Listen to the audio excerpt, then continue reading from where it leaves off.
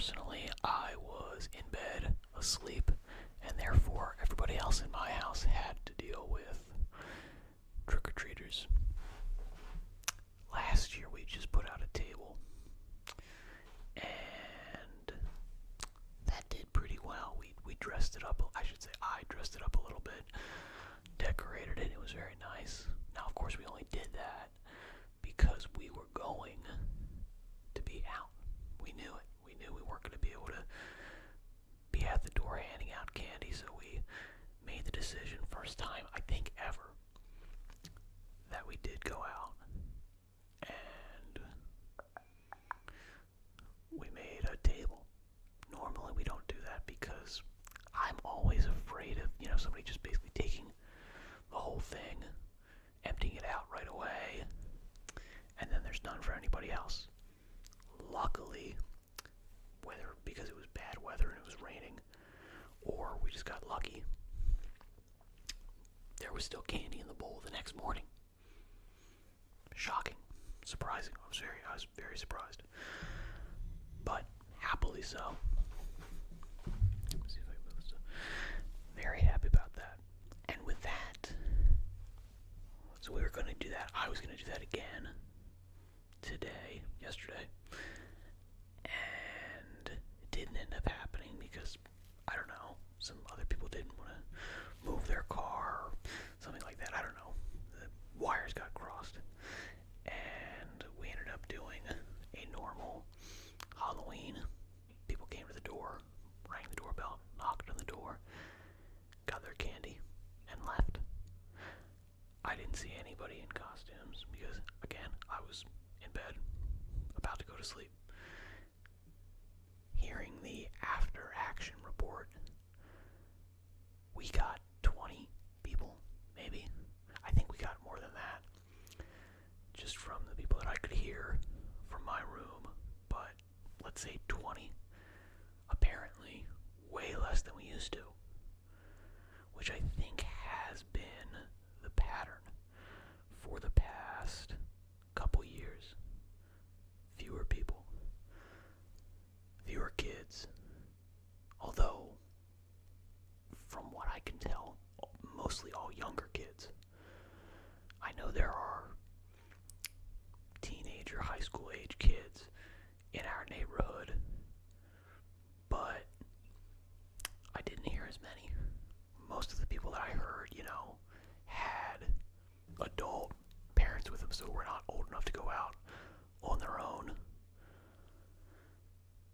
which I guess is good to hear. If we're going to be totally honest, I like the fact that there are, a younger generation, an up-and-coming cohort of people, as opposed to everybody aging out. Hang on for just 1 second. And we're back. That was my grandmother. Her computer's not working. Do you have grandparents like that? Are you constantly having to fix their stuff and they don't know how to explain things? Oh, it's maddening. It's maddening. It's horrifying. Oh, it's terrible. It makes you fear for the future. Are you going to have kids that are going to be able to figure that stuff out for you? Are you going to be so completely out to sea that you have no idea what the new computers are going to be, whatever they're going to be?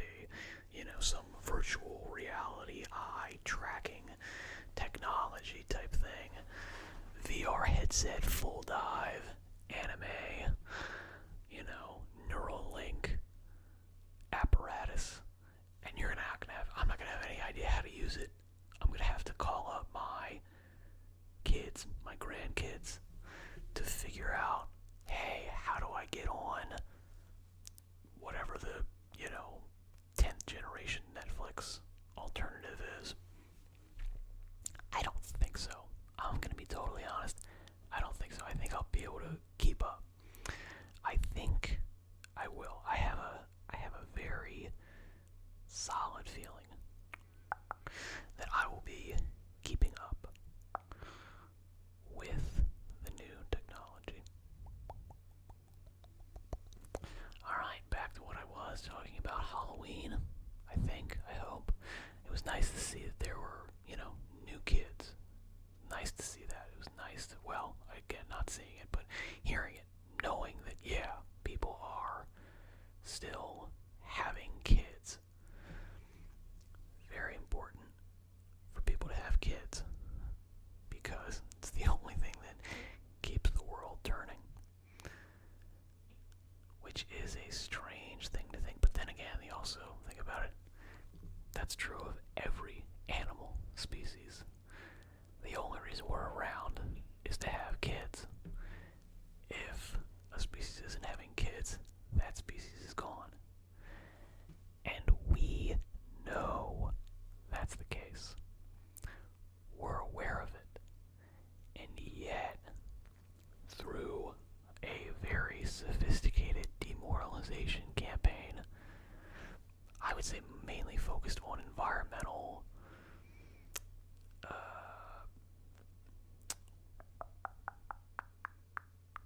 Armageddonism. Armageddon, what is the word I'm looking for?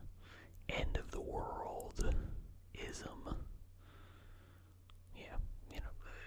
End of the world Armageddon type thinking based on climate change and so on and so forth. People don't want to have kids anymore. I can understand not wanting to bring up your kids in San Francisco if you're living there. If you're living in New York or LA or these types of things, Philadelphia even, those places are looking pretty rough, pretty dangerous. So I can understand not wanting to have kids there.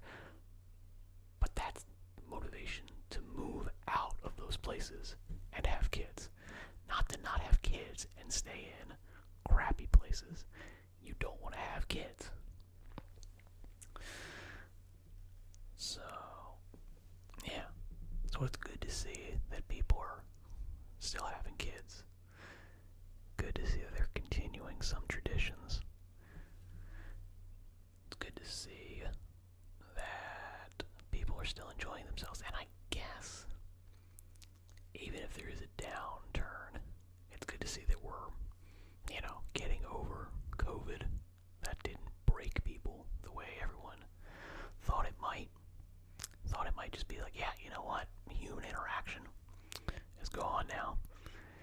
Everyone was thinking that. Everybody was catastrophizing that stuff.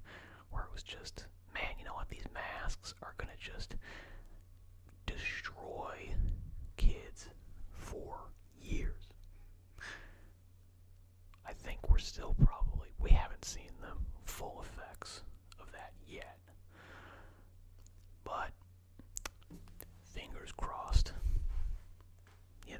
Reason to be optimistic, I hope. Any which way, I gotta edit this, and that phone call took up longer, and then I have to call her back, so I'll say